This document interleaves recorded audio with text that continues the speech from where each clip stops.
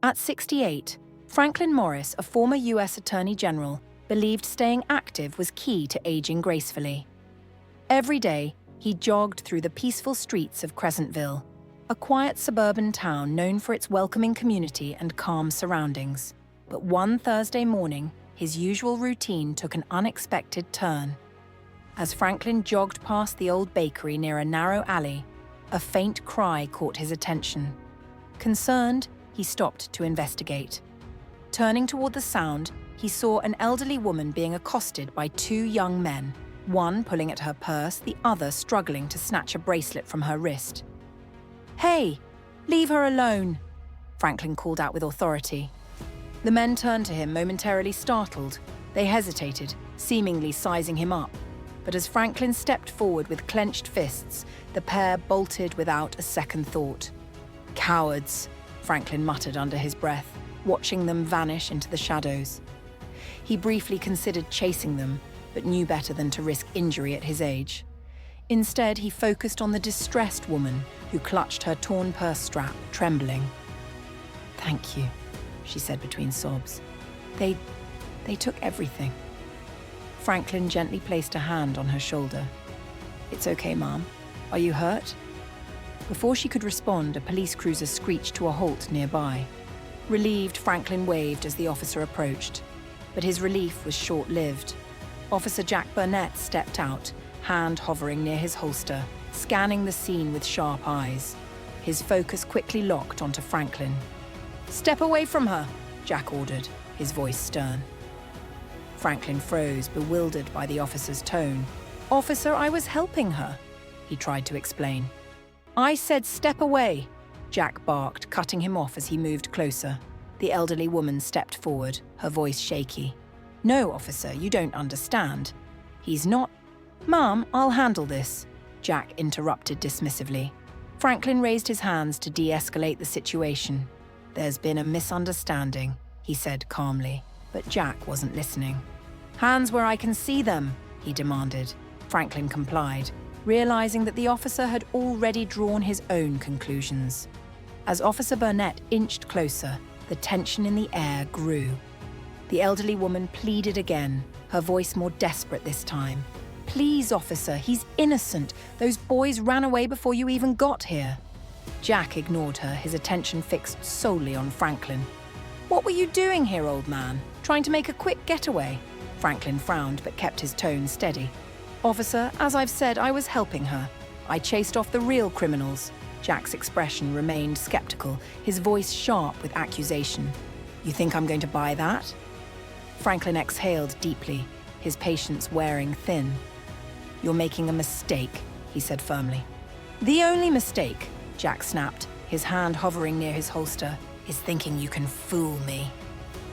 By now, a small crowd had gathered, their murmurs growing louder. Some began recording the unfolding scene on their phones. One young man called out, "Officer, let him speak." Franklin stayed calm, knowing that any sudden movement could escalate the situation further. "Officer," he began, his voice steady. "I've been in law enforcement longer than you've been alive." Jack scoffed. "Yeah, right. And I'm supposed to believe that?" The tension was palpable. Franklin knew he had to proceed carefully. Slowly, he reached into his pocket. "Don't move!" Jack shouted, raising his weapon. Franklin froze. "I'm just getting my ID." "Don't try anything stupid," Jack warned. Moving deliberately, Franklin pulled out his badge and held it up. The gold emblem gleamed in the sunlight as he spoke firmly. "Take a good look, Officer Burnett." Jack's eyes darted between Franklin's face and the badge. The crowd leaned closer, eager to see what would happen next. For a moment, silence hung in the air as Jack stared at the badge, his expression slowly shifting. The words, "United States Department of Justice," were etched on the badge in bold letters. "My name is Franklin Morris," he said evenly, "former U.S. Attorney General." Jack's grip on his weapon slackened, and he lowered it quickly. His face turned pale. "Sir, I didn't know," he stammered. "You didn't know because you didn't ask," Franklin replied, his voice calm but firm. "You jumped to conclusions, Officer Burnett. Dangerous conclusions. The murmurs in the crowd turned into whispers. Someone muttered, "That cop's in big trouble now." The elderly woman stepped forward, emboldened. "He's telling the truth," she said. "He saved me. Those boys ran off as soon as he stepped in." Jack's voice faltered. "It was a mistake. I didn't mean any harm." Franklin didn't let him off the hook. "Pointing a gun at an innocent man is more than a mistake, officer. It's a violation of trust and protocol." By this time, more police units arrived, responding to calls from onlookers. Jack's superior, Sergeant Peters, emerged from one of the cruisers surveying the scene. "What's going on here?" Peters asked, looking between Jack and Franklin. Franklin handed him the badge and recounted the events calmly. Peters listened intently, his expression darkening. Turning to Jack, he asked, "Burnett, is this true?" Jack nodded, his gaze fixed on the ground. "Yes, sir." Within minutes, Jack was placed on administrative leave, his badge and weapon confiscated.